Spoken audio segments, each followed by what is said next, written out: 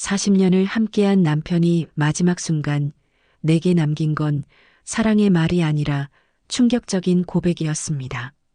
그의 입에서 나온 눈물의 고백 그날 이후 제 인생은 송두리째 흔들리기 시작했습니다. 김순애는 병원 복도의 차가운 의자에 앉아 있었다. 68년의 세월이 그녀의 얼굴에 깊은 주름을 새겼지만 그 주름 하나하나에는 성실하게 살아온 삶의 흔적이 배어 있었다. 손에 들린 보온병에서는 아직도 김이 모락모락 피어올랐다. 남편 정우가 좋아하는 미역국이었다. 40년 동안 그녀가 끓여온 그 미역국의 맛은 한결같았다. 마치 그들의 결혼 생활처럼. 병실 문을 열고 들어서자 창백한 얼굴로 누워있는 정우가 보였다. 72세. 한때는 우람했던 그의 몸은 이제 앙상하게 마른 나뭇가지처럼 변해 있었다. 췌장암 말기. 의사는 길어야 석 달이라고 했다. 순애는 그 선고를 받던 날 병원 화장실에서 한참을 울었다. 정우가 알까봐 눈을 붓도록 울고 나서야 차가운 물로 얼굴을 씻고 아무렇지 않은 척 병실로 돌아왔었다. 여보, 일어나 있어요? 미역국 끓여왔어요. 당신이 좋아하는 소고기 듬뿍 넣어서. 순애의 목소리는 잔잔했다. 40년의 세월이 만들어낸 익숙함이 묻어났다. 정우는 힘겹게 고개를 들어 아내를 바라봤다. 그의 눈가에는 무언가 말하고 싶은 듯한 떨림이 있었지만 순애는 그저 피곤해서 그런 것이라 생각했다. 보온병을 열고 국을 덜어내는 순애의 손길은 정성스러웠다. 뜨거운 김이 병실 안에 퍼졌다. 고소한 참기름 냄새와 구수한 미역향이 차가운 병원의 소독약 냄새를 잠시 덮어주었다. 정우는 떨리는 손으로 숟가락을 들었다가 다시 내려놓았다. 순애가 대신 숟가락을 들어 그의 입가로 가져갔다. 천천히 드세요. 아직 뜨거울 거예요. 정우가 국을 한 모금 삼키는 것을 지켜보며 순애는 문득 처음 만났던 날을 떠올렸다. 28배 늦은 나이에 선을 봤던 그날, 정우는 수줍게 웃으며 평생 잘 모시겠습니다라고 했었다. 그 약속을 그는 나름대로 지켜왔다. 큰 부자는 아니었지만 성실한 가장이었고 로맨틱하지는 않았지만 믿음직한 남편이었다. 병실 창밖으로 가을 햇살이 비스듬히 들어왔다. 금빛 햇살이 정우의 야윈 얼굴을 비추자 그의 피부가 더욱 투명해 보였다. 순애는 가슴이 아렸다. 저 햇살처럼 따뜻했던 시절들이 이제 저물어가고 있었다. 하지만 그녀는 끝까지 곁을 지킬 작정이었다. 그것이 아내의 도리라고 40년을 함께한 동반자의 의무라고 믿었다. 순애야. 정우의 목소리가 갑자기 선명해졌다. 평소와 다른 그 목소리에 순애는 숟가락을 든 채로 멈췄다. 왜요? 어디 아파요? 아니, 그게 아니라. 정우의 시선이 허공을 떠돌았다. 무언가를 말하려다 삼키기를 반복했다. 순애는 그런 남편이 이상했지만 병이 주는 고통 때문이려니 생각했다. 그녀는 정우의 이마에 맺힌 땀을 닦아주며 부드럽게 말했다. 괜찮아요. 천천히 말해요. 그러나 정우는 다시 입을 다물었다. 그의 눈동자 깊은 곳에서 무언가가 출렁거렸다. 그것이 무엇인지 순애는 알 수 없었다. 아니, 알고 싶지 않았는지도 모른다. 날이 저물어갔다. 병원 복도에는 면회객들의 발걸음이 뜸해졌다. 순애는 여전히 정우 곁을 지키고 있었다. 간호사가 들어와 링거를 갈고 나간 후 병실은 다시 고요해졌다. 정우는 잠든 것처럼 보였지만 가끔 눈꺼풀이 파르르 떨리는 것으로 보아 깨어 있는 것 같았다. 순애는 정우의 손을 잡았다. 뼈만 앙상하게 남은 그 손이 차가웠다. 그녀는 두 손으로 그의 손을 감싸 온기를 전하려 했다. 40년. 그 긴 세월 동안 이소는 그녀와 아이들을 먹여 살렸고 때로는 그녀의 어깨를 다독여 주었으며 힘들 때는 꼭 잡아주었다. 이제 그 손이 점점 차가워지고 있었다. 여보, 우리 아들 내일 온대요. 며느리도 같이 오고 손자들도 데려온다고 하네요. 순애의 말에 정호가 희미하게 웃었다. 그 미소에는 쓸쓸함이 묻어났다. 순애는 그 쓸쓸함의 의미를 묻지 않았다. 대신 계속해서 일상적인 이야기들을 늘어놓았다. 동네 슈퍼가 리모델링을 한다는 것, 옆집 박신혜가 손녀를 봤다는 것, 텃밭에 배추가 잘 자라고 있다는 것. 그런 사소한 이야기들이 이 차가운 병실을 조금이나마 따뜻하게 만들어주길 바라면서 밤이 깊어갔다.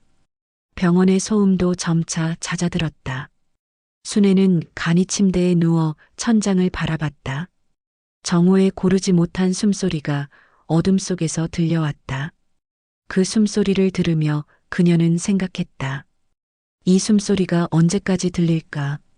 내일도 모레도 그 다음 날도 들을 수 있을까? 갑자기 정호가 헛기침을 했다. 순애는 벌떡 일어나 그에게 다가갔다. 괜찮아요? 순애야. 내가 정말. 정호의 목소리가 떨렸다. 어둠 속에서도 그의 눈에 눈물이 고인 것이 보였다. 순애는 그의 손을 꼭 잡았다. 쉬어요. 내일 이야기해요. 하지만 정호는 고개를 저었다. 마치 내일이 없을 것처럼, 지금 말하지 않으면 영영 기회가 없을 것처럼 초조해했다. 순애는 불안한 마음을 감추며 그의 곁에 더 가까이 앉았다.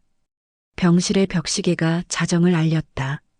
새로운 하루가 시작되었지만 순애에게는 아직 끝나지 않은 어제의 연장이었다. 그녀는 정호의 이마를 쓸어주며 자장가처럼 나직이 흥얼거렸다. 그들이 젊었을 때 함께 듣던 옛 노래였다. 정호가 다시 잠들었다. 순애는 그의 잠든 얼굴을 바라봤다. 주름진 얼굴, 하얗게 센 머리, 움푹 들어간 볼. 세월이 남긴 흔적들이었다. 하지만 그녀에게는 여전히 40년 전 그날의 정호였다.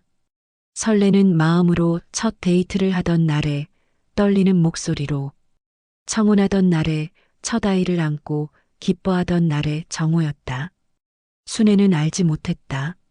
며칠 후 이 평온한 일상이 산산조각 날 것이라는 것을, 40년간 쌓아올린 신뢰의 성이 한순간에 무너질 것이라는 것을, 그리고 정호의 입에서 나올 그 한마디가 그녀의 인생을 송두리째 뒤흔들 것이라는 것을.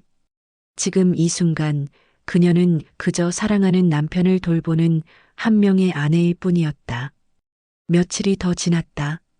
정호의 상태는 눈에 띄게 악화되었다. 의사는 조심스럽게 가족들이 마지막 인사를 준비하는 것이 좋겠다고 했다. 순애는 그 말을 듣고도 담담했다. 아니, 담담한 척했다. 병실 밖에 나와서야 주저앉아 소리 없이 울었다. 복도를 지나가던 간호사가 그녀를 부축해 의자에 앉혔다. 괜찮으세요, 어머님? 스물도 간 넘어 보이는 젊은 간호사의 눈에도 연민이 가득했다. 순애는 고개를 끄덕이며 눈물을 닦았다. 울어서는 안 됐다. 정호 앞에서는 절대 울어서는 안 됐다. 그가 편안하게 갈 수 있도록 마지막까지 웃어주어야 했다. 그날 오후 아들 부부가 왔다. 손자 둘도 함께였다. 10살, 8살의 손자들은 할아버지의 변한 모습에 겁을 먹은 듯했다. 정호는 힘겹게나마 손자들의 머리를 쓰다듬어 주었다. 그의 눈에서 눈물이 흘렀다. 순애는 그 눈물을 조용히 닦아주었다. 할아버지, 빨리 나으세요. 막내 손자의 천진난만한 말에 병실 안이 순간 조용해졌다. 아들의 아내가 황급히 아이를 데리고 나갔다. 아들은 아버지의 손을 잡고 한참을 말없이 있었다. 무슨 말을 해야 할지 모르는 듯했다. 아버지, 그동안 죄송했습니다. 아들의 목소리가 떨렸다. 정우는 아들의 손을 꼭 잡아주었다. 말은 하지 못했지만 그 손짓에 모든 것이 담겨 있었다. 용서와 사랑과 아쉬움이. 가족들이 돌아간 후 병실은 다시 고요해졌다. 저녁 무렵 정우가 순애를 불렀다. 평소보다 또렷한 목소리였다. 순애야, 가까이 와봐. 순애는 의자를 끌어당겨 정우 곁에 바싹 다가앉았다. 정우의 눈빛이 이상했다. 무언가 결심한 듯한, 그러면서도 두려워하는 듯한 눈빛이었다. 왜 그래요? 어디 아픈 데가 더 있어요? 정우는 고개를 저었다. 그리고 떨리는 손으로 순애의 손을 잡았다. 그의 손은 차가웠지만 소나기에는 힘이 들어가 있었다. 순애야, 내가 죽기 전에 꼭 말해야 할 게 있어.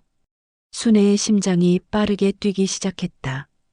불길한 예감이 온몸을 감쌌다. 그녀는 본능적으로 알았다. 지금부터 듣게 될 말이 좋은 것이 아니라는 것을. 하지만 피할 수 없었다. 정우의 눈빛이 너무나 간절했다. 무슨 말인데? 그래요? 목소리가 떨렸다. 정우는 눈을 감았다가 다시 떴다. 마치 용기를 내는 것처럼. 순애야, 사실 너에게 말 못한 게 있다. 그 순간 순애는 시간이 멈춘 것 같았다. 병실의 모든 소리가 사라졌다. 심장 소리조차 들리지 않았다. 오직 정우의 다음 말을 기다리는 자신만이 있었다. 정우의 입술이 파르르 떨렸다. 말을 하려다가 멈추기를 몇 번. 순애는 그런 그를 지켜보며 가슴 속에서 무언가가 무너지는 것을 느꼈다. 40년. 그 긴 세월 동안 한 번도 이런 표정을 본 적이 없었다. 죄책감과 고통과 두려움이 뒤섞인 그 표정을. 말해요. 뭔데 그래요? 순애의 목소리는 의외로 차분했다. 아니, 차분한 척하고 있었다. 내면에서는 폭풍이 몰아치고 있었지만 겉으로는 평온을 유지했다.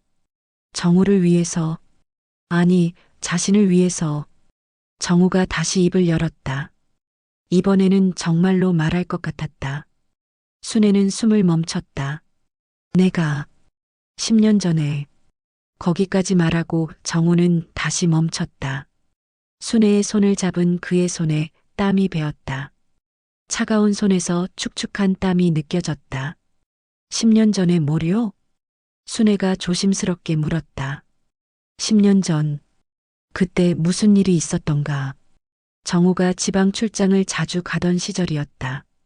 사업이 한창 잘 되던 때였고, 그래서 바빴던 시절이었다. 순애는 그때를 떠올리려 했지만, 특별한 것은 기억나지 않았다. 그때, 부산 출장을 자주 갔잖아. 네, 기억해요. 그때, 정우의 목소리가 점점 작아졌다. 순애는 귀를 더 가까이 기울였다. 정우의 입술이 움직였지만 소리는 나오지 않았다. 마치 말을 하면서도 하지 않으려는 것처럼. 병실 밖에서 간호사가 약을 가지고 들어왔다. 타이밍이 좋은 건지 나쁜 건지 알 수 없었다. 정우는 다시 입을 다물었다. 간호사가 약을 놓고 나간 후에도 한참 동안 침묵이 이어졌다. 날이 어두워졌다. 병실의 조명이 켜졌다. 하얀 형광등 불빛이 정우의 얼굴을 더욱 창백하게 만들었다. 순애는 그런 그를 바라보며 기다렸다. 무엇을 기다리는지도 모른 채. 순애야. 정우가 다시 입을 열었다. 이번에는 목소리에 결연함이 묻어났다. 미안해. 정말 미안해. 뭐가 미안한데요? 순애의 목소리가 날카로워졌다. 자신도 모르게. 정우는 그런 그녀를 바라보며 눈물을 흘렸다. 60평생 몇 번 보지 못한 남편의 눈물이었다. 내가 바람을 피웠어. 순간 세상이 무너지는 것 같았다. 순애는 자신의 귀를 의심했다. 방금 무엇을 들은 것인가? 바람? 정우가? 그 성실하고 무뚝뚝했던 정우가? 무슨 무슨 소리예요? 순애의 목소리가 떨렸다. 손도 떨렸다. 온몸이 떨렸다. 정우는 고개를 돌려 그녀를 똑바로 보지 못했다. 부산에 그 사람이 있었어. 그 사람. 그 두 글자가 순애의 가슴에 비수처럼 꽂혔다. 그 사람이라니. 누구란 말인가? 어떤 여자란 말인가? 순애는 정우의 손을 뿌리치고 일어났다. 다리가 후들거렸다. 병실 벽을 짚고 겨우 서 있었다. 머릿속이 하얘졌다. 아무 생각도 나지 않았다. 그저 공허함만이 가득했다. 거짓말이죠? 순애가 간신히 물었다. 정우는 대답하지 않았다. 그 침묵이 대답이었다. 언제부터예요? 12년 전부터. 12년. 순애는 숫자를 곱씹었다. 12년이면 얼마나 긴 세월인가. 그 긴 세월 동안 정우는 다른 여자를 만났다는 것인가. 그녀가 집에서 그를 기다리며 밥을 짓고 빨래를 하고 있을 때 그는 다른 여자와 함께였다는 것인가.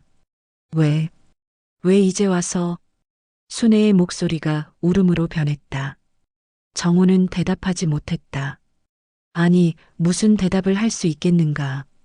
죽음을 앞두고 양심의 가책을 견디지 못했다고? 그래서 이제 와서 고백한다고? 순애는 병실 문을 열고 나가려다가 멈췄다. 갈 곳이 없었다. 40년을 함께 산 집에는 정우의 흔적이 가득했다. 어디를 가든 그의 그림자가 따라올 것 같았다.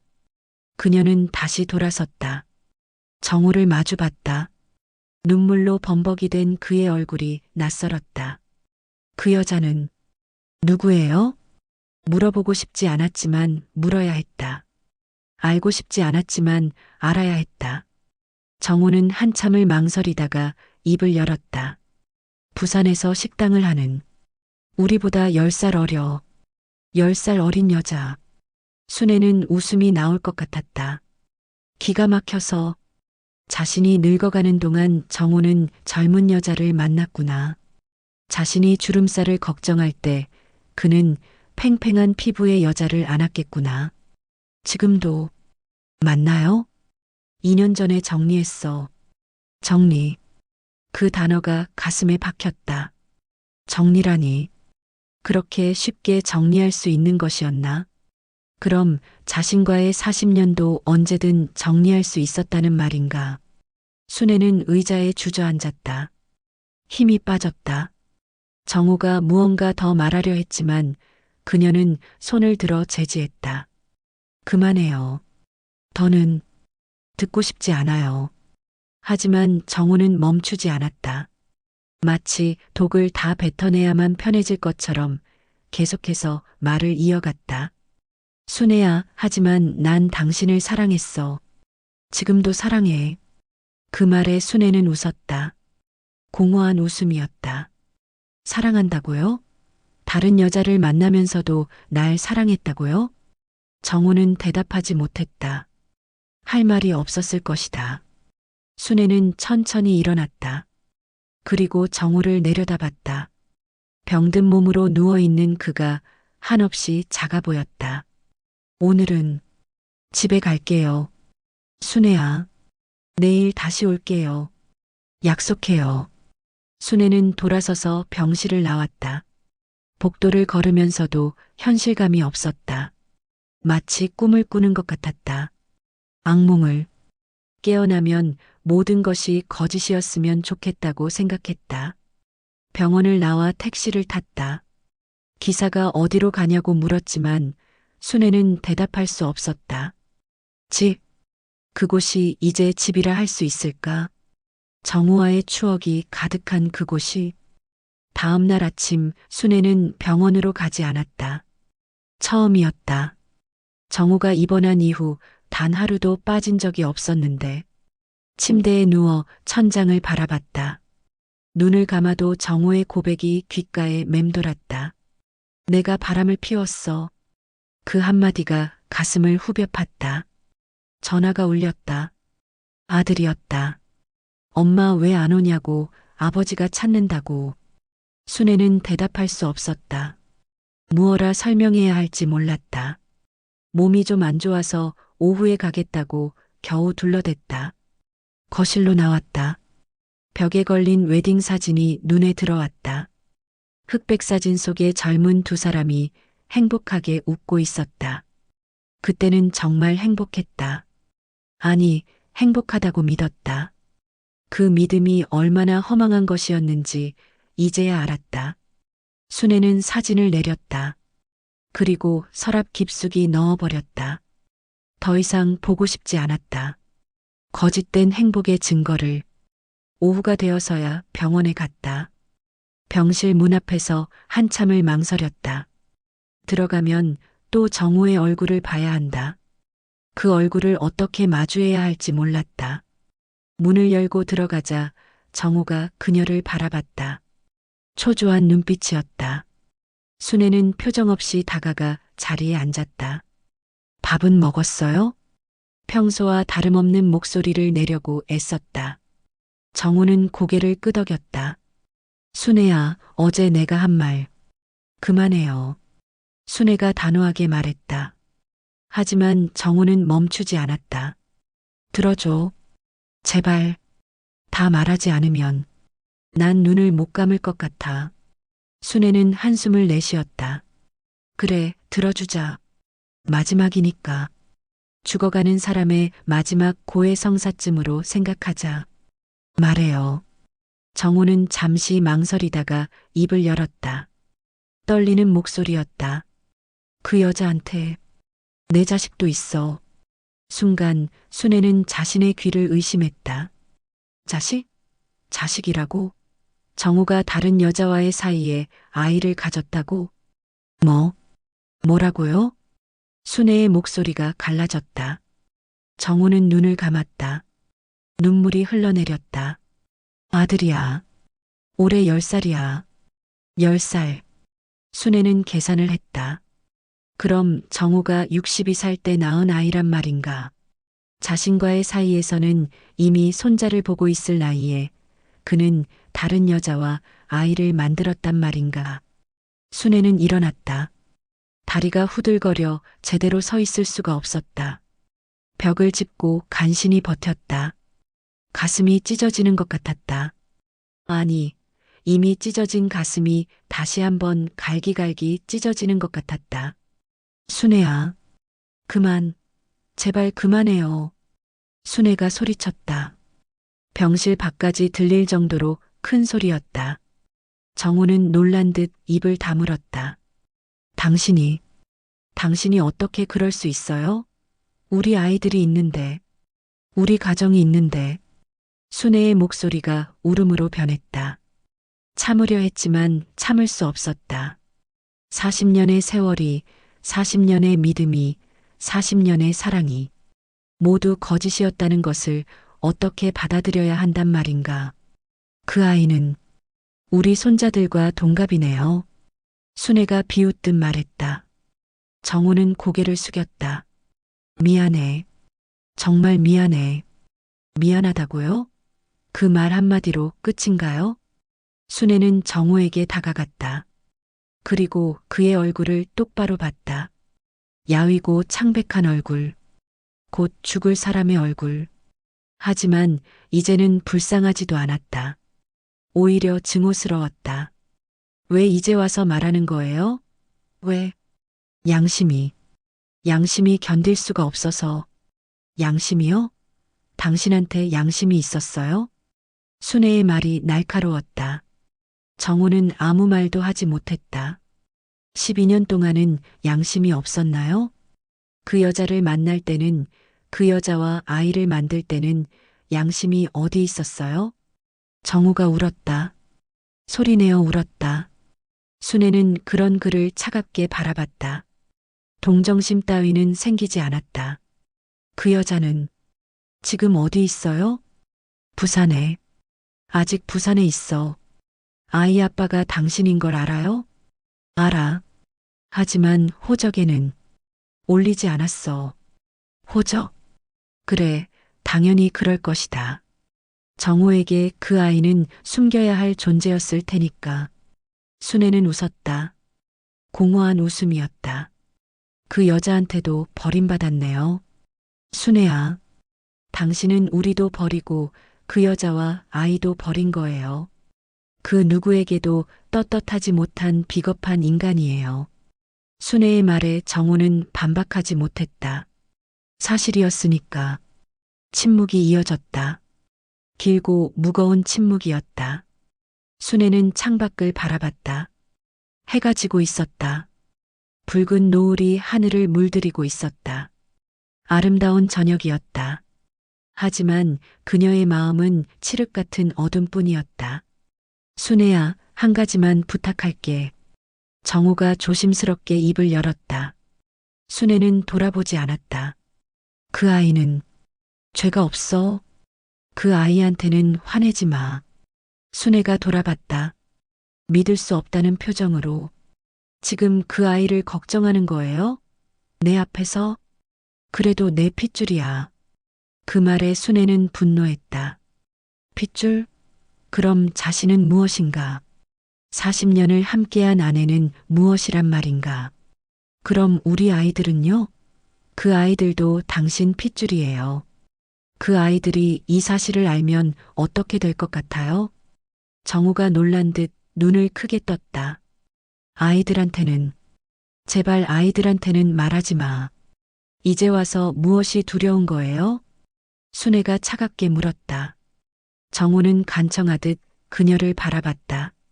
아이들이 아버지를 원망하며 살게 하고 싶지 않아. 제발 순애야. 순애는 한참을 그를 바라봤다. 그리고 천천히 고개를 돌렸다.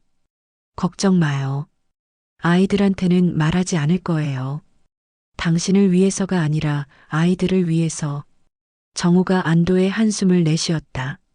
순애는 가방을 들었다. 오늘은 이만 가볼게요. 내일도 올 거지?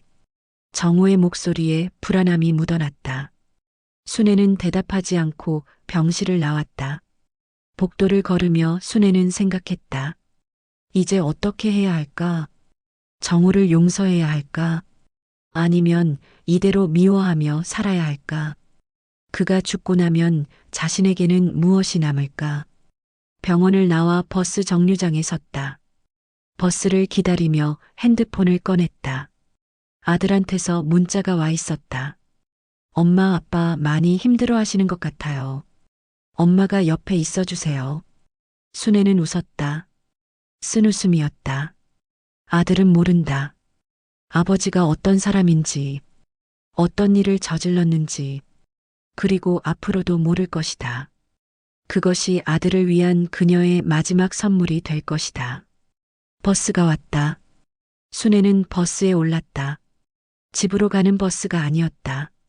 어디로 가는지도 모르는 버스였다. 그저 가고 싶었다. 아무 곳이나 정우의 흔적이 없는 곳으로. 버스 창밖으로 도시의 불빛들이 하나둘 켜지기 시작했다. 저 불빛 하나하나가 누군가의 삶이었다. 누군가의 행복이고 누군가의 불행이었다.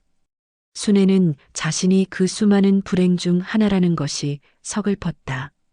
핸드폰이 울렸다. 정우였다. 순애는 받지 않았다. 또 울렸다. 역시 받지 않았다.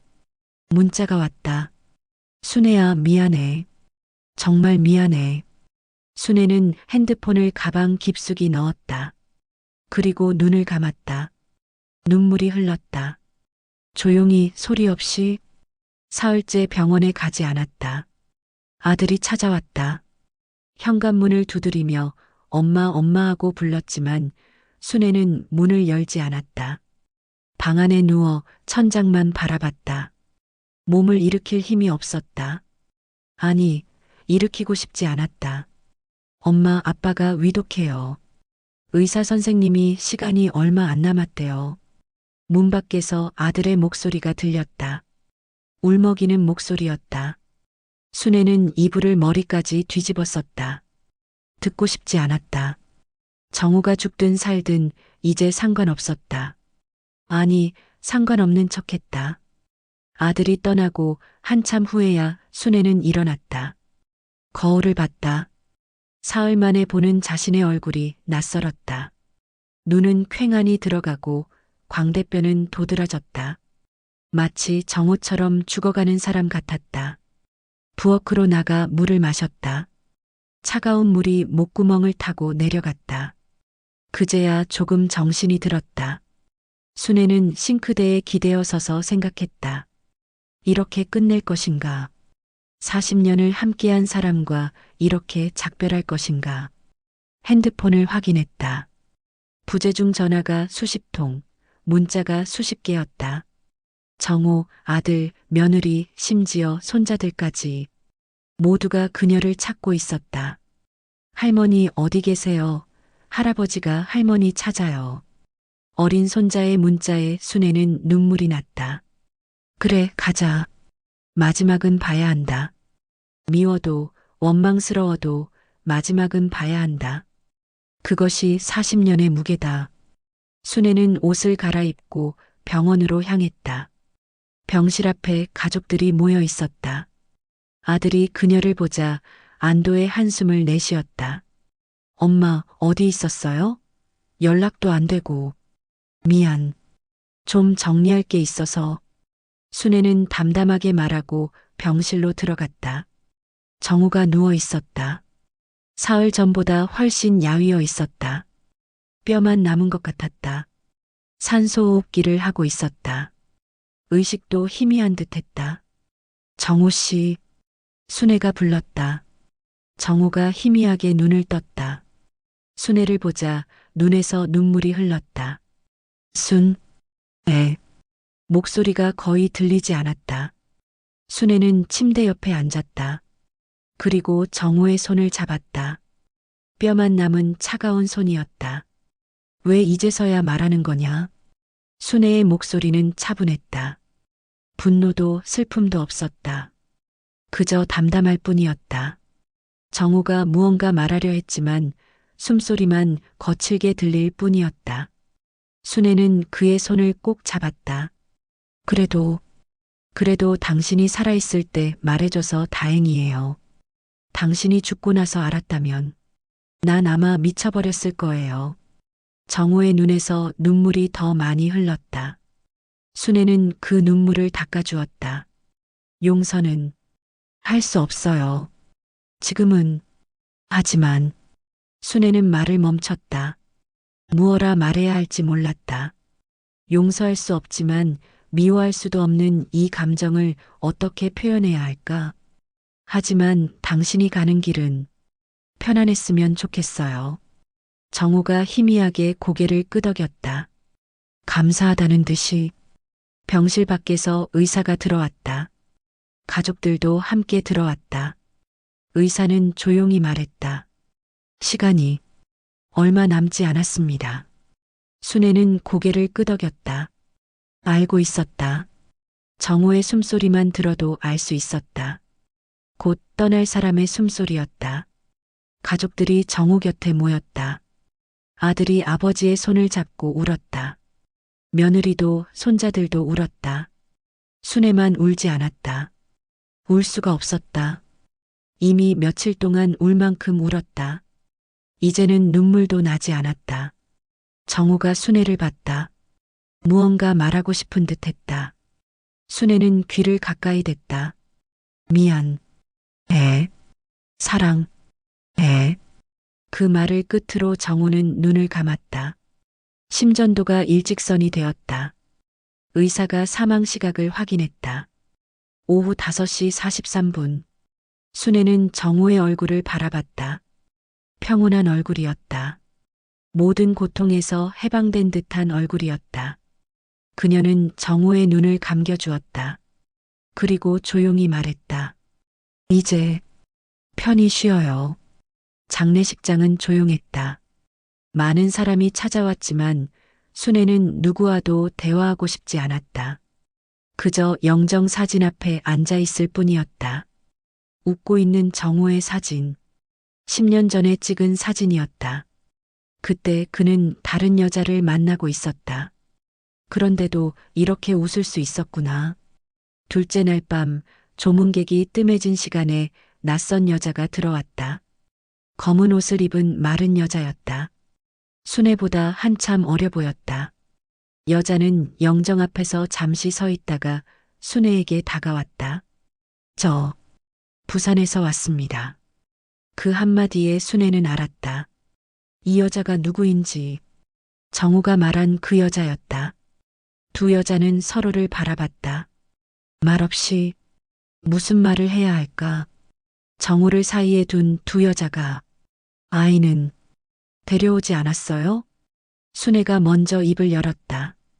여자는 놀란 듯 눈을 크게 떴다. 알고 계셨군요. 며칠 전에 들었어요. 정우 씨가 죽기 전에 고백했어요. 여자의 눈에 눈물이 고였다. 순애는 담담했다.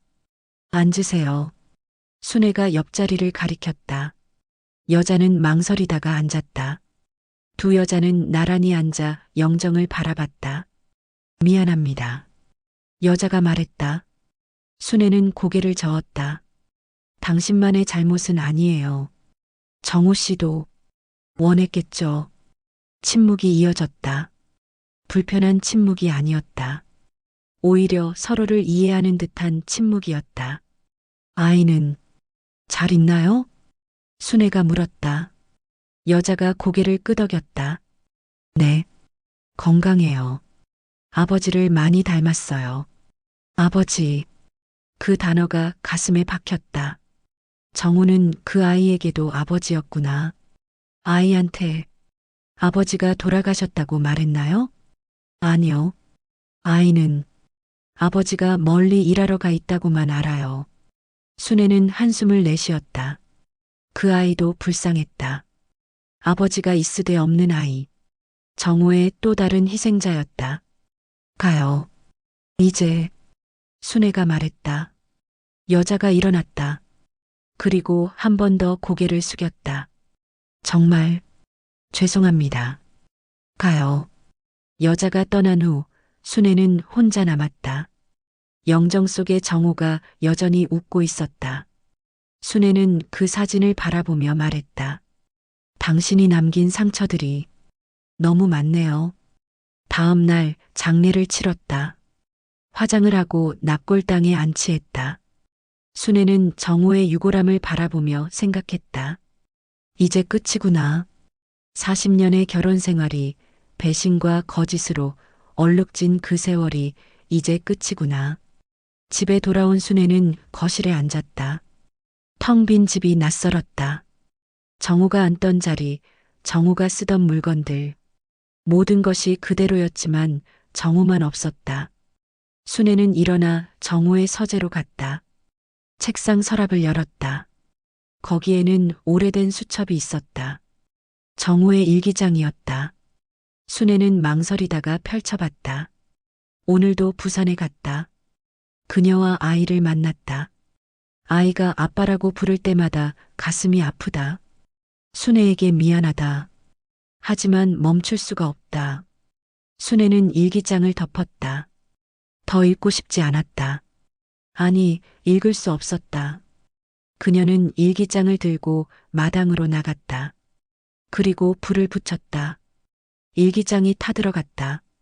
정오의 비밀이, 거짓이, 배신이 모두 재가 되어 사라졌다. 순애는 하늘을 올려다봤다. 맑은 하늘이었다. 구름 한 점 없는. 이제 새로 시작해야겠죠. 그녀는 혼잣말처럼 중얼거렸다. 68세. 늦은 나이지만 아직 살 날이 남아 있었다. 정우 없는 삶. 배신의 상처를 안고 사는 삶.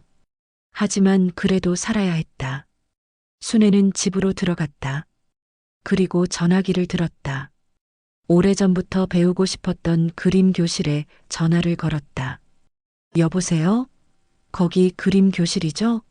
등록하고 싶은데요. 전화기 너머로 밝은 목소리가 들렸다. 순애는 조금 웃었다.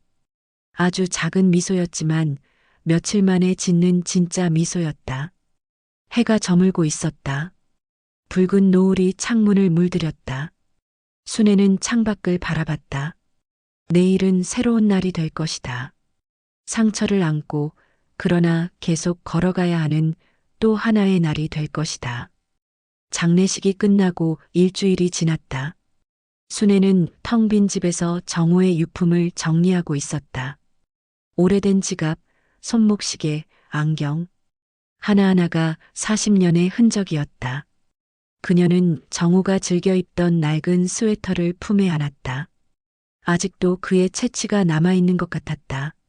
미워도 원망스러워도 그리웠다. 그 모순된 감정이 가슴을 짓눌렀다. 현관벨이 울렸다. 순애는 스웨터를 내려놓고 문을 열었다. 낯선 남자가 서 있었다. 정장을 입은 40대 중반의 남자였다. 그의 옆에는 10살쯤 되어 보이는 소년이 있었다. 순애는 본능적으로 알았다. 이 아이가 누구인지. 김순애 씨 맞으십니까? 남자가 물었다. 순애는 고개를 끄덕였다. 목소리가 나오지 않았다. 아이를 보니 정호의 어린 시절 사진이 겹쳐 보였다. 똑같은 눈매, 똑같은 코, 똑같은 입술. 의심할 여지가 없는 정호의 아들이었다. 저는 변호사 이정훈입니다. 고 정호 씨와 관련된 법적 문제로 찾아왔습니다. 변호사라는 말에 순애는 긴장했다.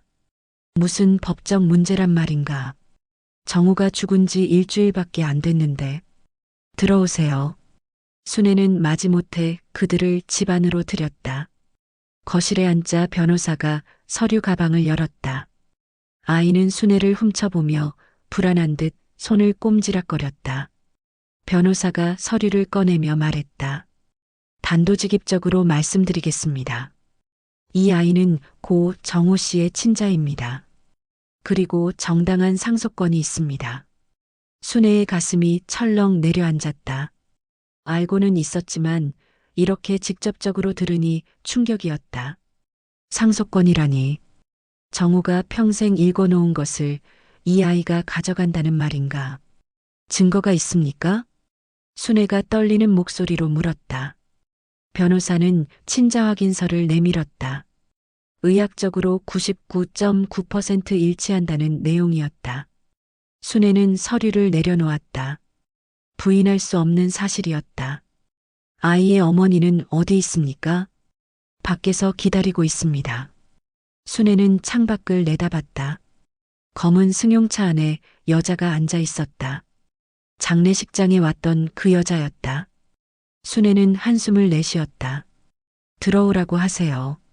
잠시 후 여자가 들어왔다. 이미숙이라고 자신을 소개했다. 50대 후반으로 보였다. 한때는 아름다웠을 얼굴이 세월에 지쳐 보였다. 순애와 마주 앉은 그녀의 눈빛은 결연했다. 우리가 진짜 가족이었습니다. 이미숙이 말했다. 그 한마디가 순애의 가슴에 칼처럼 박혔다. 진짜 가족? 그럼 자신과 자신의 아이들은 가짜란 말인가? 무슨 근거로 그런 말을 하시는 겁니까? 순애가 차갑게 물었다. 이미숙은 오래된 사진 한 장을 꺼냈다. 정우와 그녀, 그리고 갓난아이가 함께 찍은 사진이었다. 행복해 보이는 세 사람의 모습이 순애의 눈을 찔렀다. 정우 씨는 저와 진우를 진심으로 사랑했습니다. 당신과의 결혼은 의무였을 뿐이에요. 그 말에 순애는 분노했다. 의무? 40년을 함께한 세월이 단지 의무였단 말인가. 하지만 겉으로는 침착함을 유지했다. 그래서 원하는 게 무엇입니까? 정당한 권리를 찾으러 왔습니다. 진우는 정호 씨의 아들이고 상속받을 권리가 있습니다. 변호사가 끼어들었다. 법적으로 혼외자도 상속권이 있습니다. 적출자와 동등하지는 않지만 그 절반의 권리가 인정됩니다. 순애는 머릿속이 복잡해졌다. 정호가 남긴 재산이라고 해봐야 집과 약간의 예금이 전부였다. 그것마저 나눠야 한단 말인가. 평생 내조하며 함께 읽어온 것들을. 정호 씨가 저희에게 약속했습니다. 진우를 책임지겠다고. 하지만 돌아가셨죠. 이제 그 약속을 지킬 차례입니다. 이미숙의 목소리에는 확신이 가득했다. 순애는 그녀를 바라봤다. 미웠다. 증오스러웠다. 하지만 동시에 불쌍하기도 했다.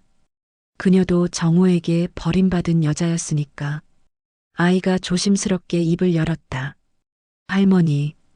그 호칭에 순애는 놀랐다. 할머니라니. 이 아이가 자신을 할머니라고 부르다니. 복잡한 감정이 교차했다. 진우야, 그렇게 부르면 안 돼. 이미숙이 아이를 제지했다. 하지만 아이는 계속 순애를 바라봤다. 그 눈빛이 정호를 닮아 순애는 가슴이 아팠다. 아이는 죄가 없습니다. 순애가 조용히 말했다. 그리고 이미숙을 바라봤다. 하지만 당신의 요구를 받아들일 수는 없습니다. 정호 씨의 유언장이 있다면 그에 따르겠지만 그렇지 않다면 법대로 하십시오. 이미숙이 웃었다. 차가운 웃음이었다. 유언장은 있습니다. 다음 주에 변호사 사무실에서 공개됩니다. 그때 보시면 알게 될 겁니다. 유언장? 순애는 처음 듣는 이야기였다. 정호가 언제 유언장을 작성했단 말인가? 그리고 거기에는 무엇이 적혀 있단 말인가? 이미숙과 아이 변호사가 떠난 후 순애는 소파에 무너져 앉았다. 집안이 텅 비어 보였다. 아니, 그녀의 마음이 텅 빈 것인지도 모른다. 정호가 떠나고 이제는 그가 남긴 것마저 빼앗길 위기에 처했다. 전화가 울렸다. 아들이었다. 엄마, 무슨 일 있어요? 아까 낯선 사람들이 집에 들어가는 거 봤다는데. 동네 사람이 연락했나 보다. 순애는 무어라 답해야 할지 몰랐다. 아니야. 보험 관련해서 온 사람들이야. 거짓말이었다. 하지만 진실을 말할 수 없었다. 아들이 알면 얼마나 충격받을까. 아버지에게 숨겨진 여자와 아이가 있었다는 것을. 정말이에요? 엄마 목소리가 이상한데. 피곤해서 그래. 걱정 마. 전화를 끊고 순애는 정호의 서재로 갔다. 혹시 유언장에 대한 단서가 있을까 싶어서였다. 서랍을 뒤지고 금고를 열어봤지만 아무것도 없었다.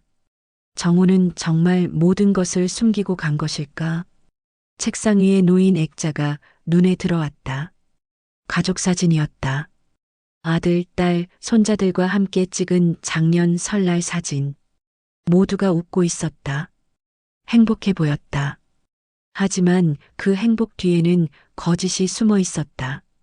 정호는 이 사진을 보면서 무슨 생각을 했을까? 죄책감을 느꼈을까? 아니면 아무렇지도 않았을까? 날이 어두워졌다.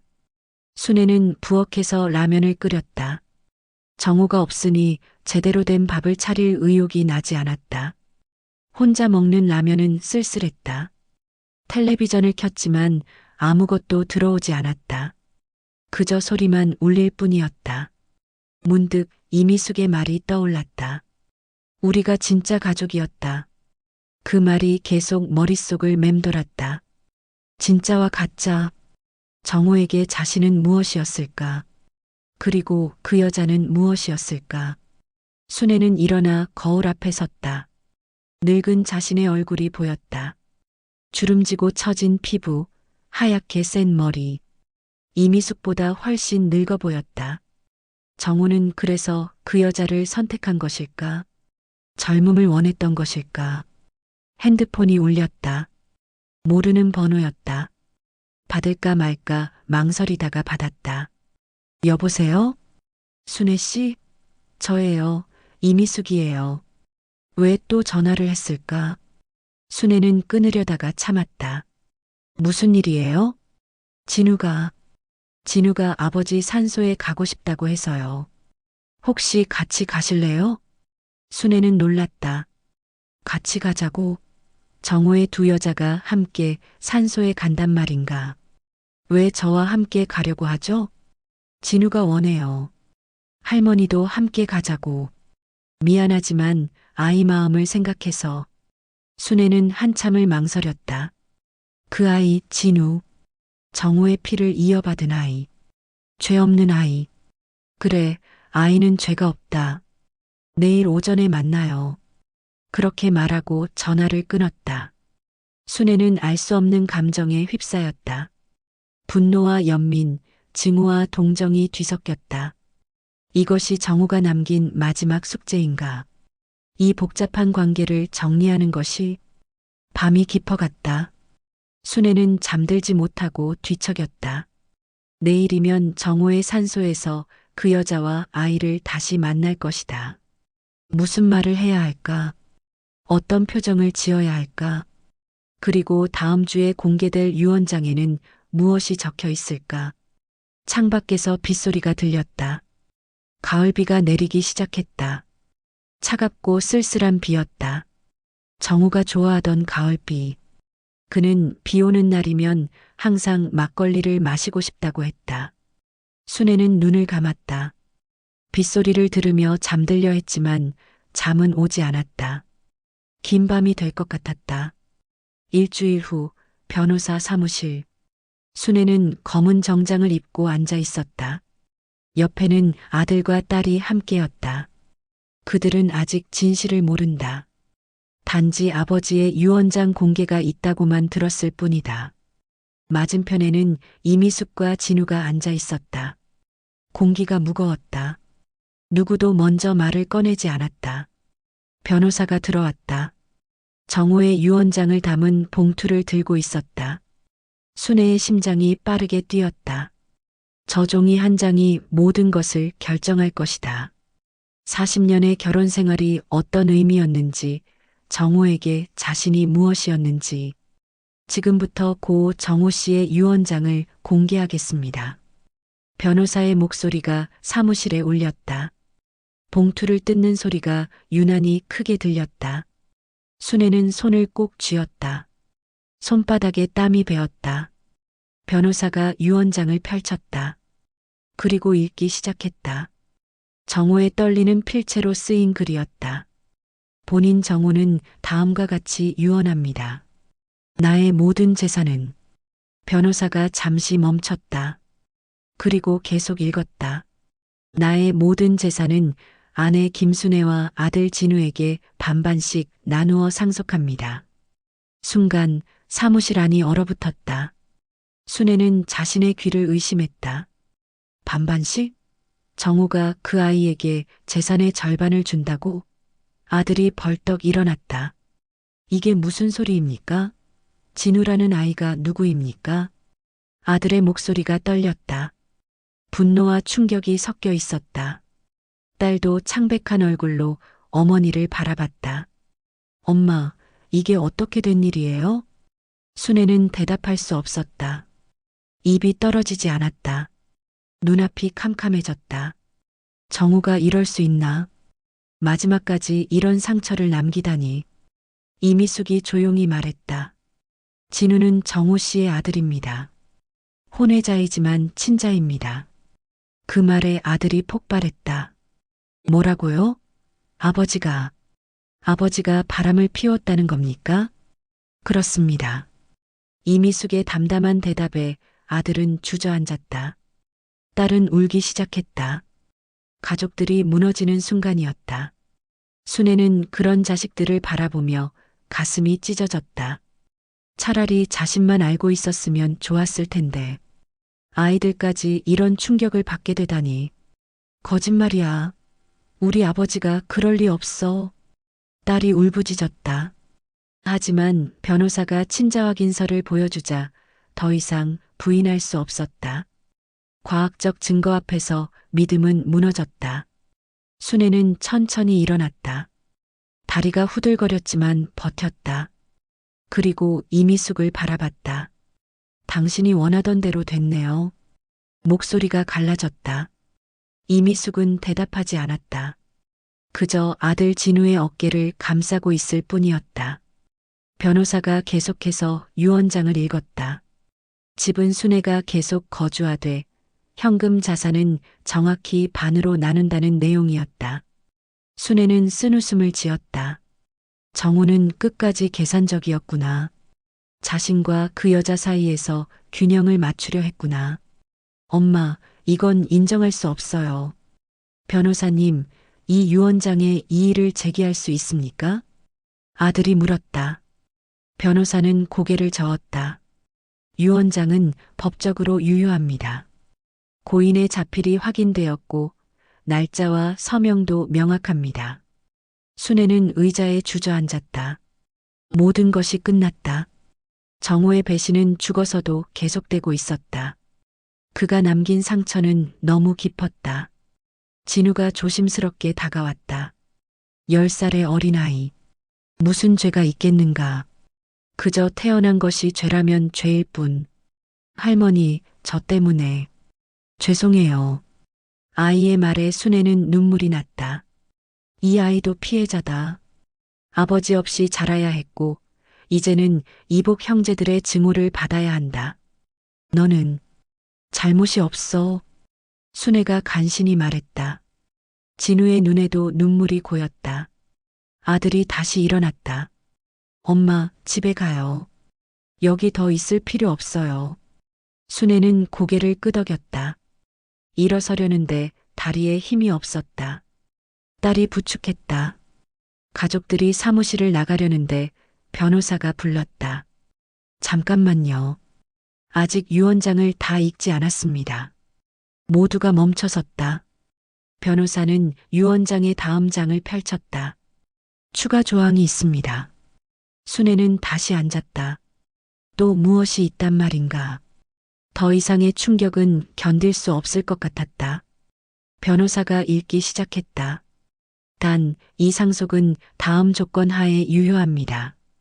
진우가 김순애를 어머니로 인정하고 변호사가 멈췄다. 믿을 수 없다는 표정이었다. 그리고 계속 읽었다. 진우가 김순애를 어머니로 인정하고 함께 살 때만 상속이 효력을 발생합니다. 그렇지 않을 경우 모든 재산은 김순애에게 귀속됩니다. 사무실이 다시 조용해졌다. 이번에는 이미숙이 충격받은 표정이었다. 순애도 놀랐다. 정우가 이런 조건을 달았다니. 무슨 의도일까? 이게 무슨 말입니까? 이미숙이 떨리는 목소리로 물었다. 변호사가 설명했다. 문자 그대로입니다. 진우 군이 김순애 씨를 어머니로 받아들이고 함께 생활해야만 상속을 받을 수 있다는 뜻입니다. 말도 안 돼. 정우 씨가 그럴 리 없어. 이미숙이 소리쳤다. 하지만 유 원장은 분명했다. 정우의 마지막 계략이었다. 아니, 어쩌면 그의 속죄였을지도 모른다. 순애는 멍하니 앉아 있었다. 정우가 왜 이런 조건을 달았을까? 그녀를 지키려 한 것일까?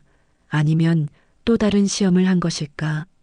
이미숙이 진우를 데리고 일어났다.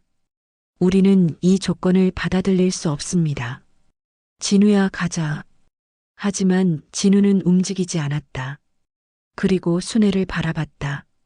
엄마, 나는 할머니와 살고 싶어요. 이미숙이 놀라 아들을 바라봤다.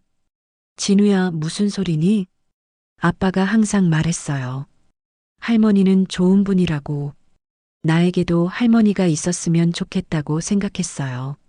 아이의 순수한 말에 모두가 침묵했다. 순애는 아이를 바라봤다. 정우를 닮은 그 얼굴이 애처로웠다.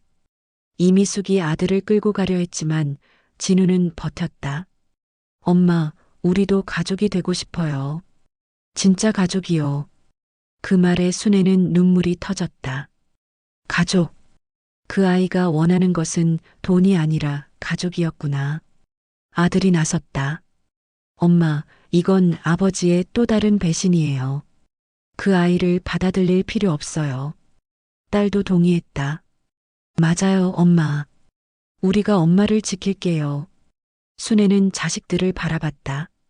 그리고 진우를 바라봤다. 모두가 상처받은 사람들이었다. 정우가 남긴 상처로 인해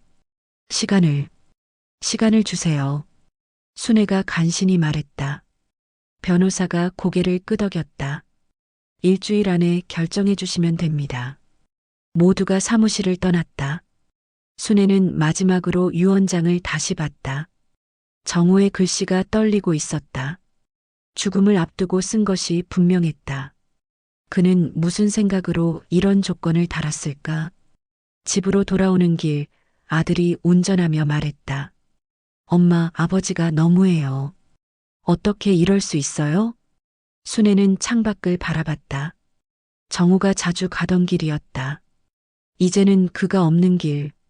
너희 아버지도 나름의 이유가 있었겠지. 무슨 이유가 있다고 바람을 피워요? 그것도 12년이나. 아들의 분노가 느껴졌다. 순애는 아들의 어깨에 손을 얻었다. 이제 그만해. 아버지는 돌아가셨어. 집에 도착했다.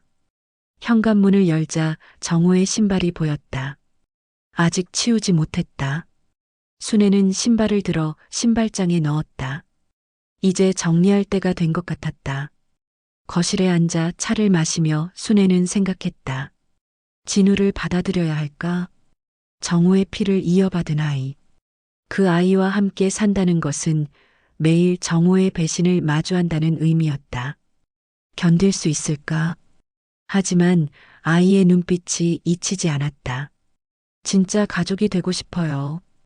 그 말이 계속 귓가에 맴돌았다. 다음 날 아침 순애는 정호의 서재를 다시 뒤지기 시작했다. 유언장에 그런 조건을 단 이유가 궁금했다. 분명 어딘가에 단서가 있을 것이다. 정호는 항상 중요한 것은 서재에 보관했으니까. 책장 뒤편에서 낡은 일기장을 발견했다. 전에 태운 것과는 다른 것이었다. 최근 것으로 보였다. 떨리는 손으로 펼쳤다. 정호의 글씨가 빼곡했다. 오늘 병원에서 시한부 선고를 받았다. 석 달. 길어야 석 달이란다. 순애에게는 아직 말하지 못했다. 어떻게 말해야 할지 모르겠다. 그리고 진우와 미숙이. 그들에게도 어떻게 해야 할지. 순애는 계속 읽었다. 정호의 고민이 적혀 있었다. 자신이 죽고 난 후 남겨질 사람들에 대한 걱정이 가득했다. 순애가 알면 얼마나 상처받을까. 40년을 속였다는 것을. 하지만 더 이상 숨길 수 없다. 죽기 전에 고백해야 한다. 그것이 최소한의 도리다. 다음 장을 넘겼다. 충격적인 내용이 있었다. 미숙이 찾아왔다. 진우의 미래를 걱정하며 재산을 요구했다. 하지만 미숙은 진우를 이용하고 있을 뿐이다. 그녀는 진우를 진정으로 사랑하지 않는다. 도박으로 빚을 졌고 진우를 핑계로 돈을 뜯어내려 한다. 내가 죽으면 진우는 그녀의 도구가 될 것이다. 순애는 놀랐다. 이미숙이 도박 중독자였다니. 그래서 정우가 그런 조건을 단 것인가. 진우를 지켜야 한다. 그 아이는 죄가 없다. 내 잘못으로 태어난 아이지만 행복할 권리가 있다. 유일한 방법은 순애다. 순애만이 그 아이를 지켜줄 수 있다. 그녀는 자식을 키워본 경험이 있고 무엇보다 따뜻한 사람이다. 순애는 눈물을 닦았다. 정우가 자신을 이렇게 생각했구나. 배신했으면서도 믿었구나. 유언장에 조건을 달았다. 진우가 순애를 어머니로 받아들여야만 상속받을 수 있도록. 이것이 최선이다. 미숙은 돈 때문에 거부할 것이고 진우는 순애에게 갈 것이다. 그것이 그 아이를 위한 길이다. 일기장의 마지막 장이었다. 순애야, 이 일기를 읽고 있다면 내가 떠난 후겠지. 미안하다. 정말 미안하다. 하지만 부탁이 있다. 진우를 받아줘. 그 아이는 나와 달리 착한 아이야. 너를 닮았으면 좋겠다고 생각했어. 사랑한다. 배신했지만 사랑했다. 모순적이지만 진실이다. 순애는 일기장을 덮었다. 정호의 진심을 알게 되었다. 그는 나름대로 모두를 지키려 했구나. 비겁한 방법이었지만 전화가 울렸다. 이미숙이었다. 순애 씨 만나고 싶습니다. 중요한 이야기가 있어요. 1시간 후 카페에서 만났다. 이미숙은 초췌해 보였다. 눈 밑에 다크서클이 짙었다. 사실을 말씀드릴게요. 이미숙이 입을 열었다. 순애는 조용히 들었다. 저는 도박 중독자예요. 빚이 3천만 원이 넘어요. 정호 씨한테 여러 번 돈을 빌렸죠. 그때마다 진우를 핑계로 썼어요. 순애는 놀라지 않았다. 이미 알고 있었으니까. 정호 씨는 알고 있었어요. 제가 어떤 사람인지. 그래서 그런 조건을 단 거예요. 진우를 저한테서 떼어놓으려고. 이미숙의 눈에서 눈물이 흘렀다. 저도 알아요. 제가 좋은 엄마가 아니라는 것. 진우에게 좋은 환경을 만들어주지 못한다는 것. 하지만 그래도 제 아들이에요. 순애는 이미숙의 손을 잡았다. 차가운 손이었다. 진우를 정말 사랑하세요? 네. 못난 엄마지만 사랑해요. 그럼 진우를 위해 결정하세요. 무엇이 그 아이에게 최선인지. 이미숙이 고개를 들어 순애를 바라봤다. 순애 씨가 진우를 받아주실 건가요? 순애는 잠시 망설였다. 그리고 고개를 끄덕였다. 조건이 있어요. 뭐든지 말씀하세요. 당신도 함께 와요. 진우에게는 엄마가 필요해요. 우리 집은 넓으니까 함께 살 수 있어요. 이미숙이 놀란 듯 눈을 크게 떴다. 어떻게 그럴 수 있어요? 저는 당신 남편을 빼앗은 여자예요. 정호 씨가 선택한 거예요. 당신만의 잘못은 아니에요.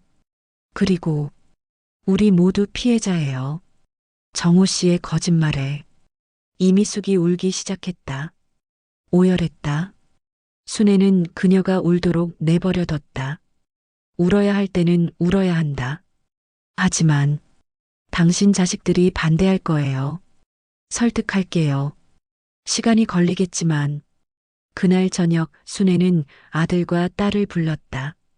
그리고 정호의 일기장을 보여줬다. 자식들은 충격받았지만 아버지의 진심을 알게 되었다. 그래도 엄마, 이건 너무해요. 딸이 말했다. 순애는 딸의 손을 잡았다. 우리가 더 큰 사람이 되자. 증오보다는 용서를, 복수보다는 화해를 선택하자. 아들이 한숨을 내쉬었다. 엄마가 그렇게 결정했다면 따르겠습니다. 하지만 시간이 필요해요. 알아. 천천히 하자.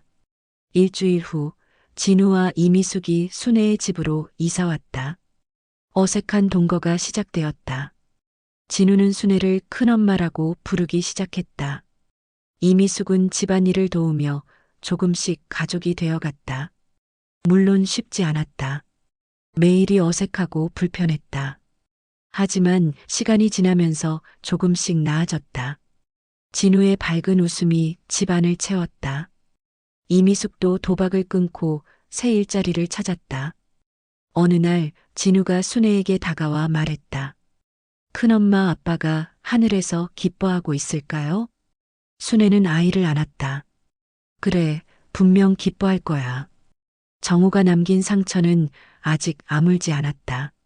하지만 그 상처 위에 새살이 돋고 있었다. 용서와 화해라는 이름의 새살이. 1년이 지났다. 정우의 기일이 돌아왔다. 순애는 이미숙, 진우와 함께 산소를 찾았다. 아들과 딸도 함께였다. 처음으로 모든 가족이 모인 것이다. 비록 복잡하고 아픈 관계지만 이제는 가족이었다. 정호의 비석 앞에 막걸리를 부었다. 그가 좋아하던 막걸리였다. 순애는 조용히 말했다. 여보, 우리 이렇게 지내고 있어요. 당신이 바라던 대로는 아니지만 우리 방식대로 살아가고 있어요. 진우가 비석에 손을 얹었다. 아빠, 저 이제 큰엄마랑 엄마랑 함께 살아요. 행복해요. 이미숙도 나직이 말했다. 정호 씨, 미안해요. 그리고 고마워요. 아들이 아버지의 비석을 바라보며 말했다. 아버지, 용서는 못하지만 이해하려고 노력하고 있어요. 딸도 눈물을 닦으며 말했다. 아빠, 보고 싶어요. 순애는 그들을 바라봤다. 상처받은 사람들이 서로를 위로하고 있었다. 정우가 남긴 상처가 오히려 그들을 하나로 묶어주고 있었다. 산을 내려오며 순애는 하늘을 올려다봤다. 맑은 가을 하늘이었다. 정우와 처음 만났던 날도 이런 하늘이었다. 40년 전의 그날, 운명이 시작된 날. 집으로 돌아와 저녁을 준비했다. 이미숙이 도와주었다. 두 여자가 부엌에서 나란히 요리하는 모습이 이제는 자연스러웠다. 진우가 숙제를 하고 아들과 딸이 텔레비전을 보았다. 평범한 저녁 풍경이었다. 식탁에 둘러앉아 밥을 먹으며 순애는 생각했다. 이것도 가족이구나. 비록 정우의 배신으로 만들어진 관계지만 이제는 진짜 가족이 되어가고 있구나. 큰엄마, 내일 학교에서 가족 그림 그리기를 해요. 진우가 말했다. 순애가 물었다. 누구를 그릴 거니? 다 그릴 거예요. 큰엄마, 엄마, 삼촌, 이모, 그리고 하늘에 있는 아빠도요. 아이의 순수한 말에 모두가 미소 지었다. 복잡한 어른들의 관계를 아이는 단순하게 받아들이고 있었다. 그날 밤 순애는 일기를 썼다. 정우가 떠난 후 처음 쓰는 일기였다. 정우 씨, 당신이 떠난 지 1년이 됐어요. 많은 일이 있었죠. 당신이 숨긴 비밀을 알게 되고 분노하고 절망하고 그리고 용서하기까지 쉽지 않았어요. 지금도 가끔 화가 나요. 왜 그랬냐고, 왜 나를 속였냐고. 하지만 이제는 알 것 같아요. 당신도 나름대로 고통스러웠다는 것을. 두 여자 사이에서, 두 가정 사이에서 얼마나 힘들었을지. 비겁했지만 그것이 당신의 한계였다는 것을. 진우는 좋은 아이예요. 당신을 많이 닮았어요. 특히 웃을 때는 꼭 당신 같아요. 이미숙 씨도 좋은 사람이에요. 상처받고 힘들어하지만 아들을 사랑하는 엄마예요. 우리는 이제 가족이 됐어요. 당신이 상상하지 못했을 가족의 형태지만 우리 나름의 방식으로 살아가고 있어요. 사랑과 배신이 뒤엉킨 삶이었지만 나는 끝까지 당신의 아내였어요. 그리고 이제는 더 큰 가족의 어머니가 됐어요. 일기를 마치고 순애는 창밖을 바라봤다. 별이 빛나고 있었다. 정우가 저 별 중 하나가 되었을까? 그렇다면 지금 이 모습을 보고 있을까? 방문이 열리고 진우가 들어왔다. 큰엄마, 무서워요. 같이 자도 돼요? 순애는 아이를 품에 안았다. 그럼 같이 자자. 아이가 품 안에서 잠들었다. 따뜻한 체온이 전해졌다. 생명의 온기였다. 순애는 아이의 머리를 쓰다듬으며 생각했다. 이것이 삶이구나. 상처와 치유, 배신과 용서, 이별과 만남이 교차하는 것이 삶이구나. 다음 날 아침 순애는 일찍 일어나 정우가 좋아하던 미역국을 끓였다. 이제는 진우가 좋아하는 미역국이 되었다. 가족들이 하나둘 일어나 식탁에 모였다. 잘 먹겠습니다. 모두가 함께 인사하고 먹기 시작했다. 평범한 아침 식사 풍경. 하지만 순애에게는 특별했다. 이 평범함을 되찾기까지 얼마나 많은 아픔을 겪었던가. 이미숙이 말했다. 순애 언니, 오늘 병원에 면접 보러 가요. 간호조무사 자격증을 땄거든요. 잘 될 거예요. 응원할게요. 두 여자가 서로를 바라보며 미소 지었다. 정우를 사이에 둔 두 여자에서 이제는 서로를 지지하는 자매가 되어가고 있었다. 아들이 출근하며 말했다. 엄마, 오늘 저녁에 여자친구 데려올게요. 소개하고 싶어요. 그래, 맛있는 거 준비할게. 평범한 대화, 일상적인 계획. 삶은 계속되고 있었다. 순애는 부엌에서 설거지를 하며 창밖을 바라봤다. 정우와 함께 심었던 감나무에 감이 주렁주렁 열려 있었다. 올해도 풍년이었다. 그녀는 조용히 중얼거렸다. 정우 씨, 감이 잘 익었어요. 당신이 좋아하던 홍시가 될 거예요. 바람이 불어 감나무 가지가 흔들렸다. 마치 정우가 대답하는 것 같았다. 순애는 미소 지었다. 아프지만 따뜻한 미소였다. 저녁이 되었다. 아들이 여자친구를 데려왔다. 수줍은 미소의 예쁜 아가씨였다.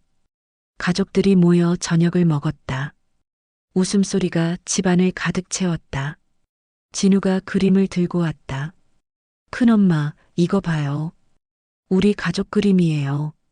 그림 속에는 모두가 있었다. 순애, 이미숙, 아들, 딸, 그리고 구름 위에 정우가 웃고 있었다. 서툰 그림이었지만 따뜻했다. 잘 그렸네. 우리 진우가 화가가 되려나? 진우가 웃었다. 해맑은 웃음이었다. 그 웃음을 보며 순애는 생각했다. 이 아이가 행복하게 자란다면 정호의 죄도 조금은 용서받을 수 있지 않을까? 밤이 깊었다. 모두가 잠든 시간. 순애는 거실에 앉아 정호의 사진을 바라봤다. 영정 사진이 아닌 젊은 시절의 사진이었다. 처음 만났을 때의 정호였다. 여보, 우리 참 멀리 왔네요. 사랑으로 시작해서 배신을 거쳐 용서까지. 긴 여정이었어요. 사진 속의 정호는 여전히 웃고 있었다. 그 미소가 이제는 미웁지 않았다. 그저 그리울 뿐이었다. 순애는 사진을 가슴에 안았다. 그리고 조용히 말했다. 사랑과 배신이 뒤엉킨 삶이었지만 나는 끝까지 당신의 아내였어요. 그리고 앞으로도 그럴 거예요. 당신이 남긴 모든 것을 품고 살아갈 거예요. 창밖에서 달빛이 들어왔다. 은은한 빛이 순애의 얼굴을 비췄다. 주름진 얼굴이었지만 평온했다. 모든 것을 받아들인 사람의 얼굴이었다. 순애는 일어나 불을 끄고 방으로 들어갔다. 내일도 평범한 하루가 시작될 것이다. 아침을 차리고 진우를 학교에 보내고 이미숙과 장을 보러 가고 저녁에는 가족들과 모여 밥을 먹을 것이다. 평범하지만 소중한 일상. 정우가 남긴 상처 위에 피어난 새로운 삶. 그것이 순애가 선택한 길이었다. 침대에 누워 순애는 눈을 감았다. 그리고 마지막으로 중얼거렸다. 정우 씨, 편히 쉬어요. 나는 괜찮아요. 우리 모두 괜찮아요. 그렇게 하루가 끝났다. 그리고 새로운 날이 기다리고 있었다.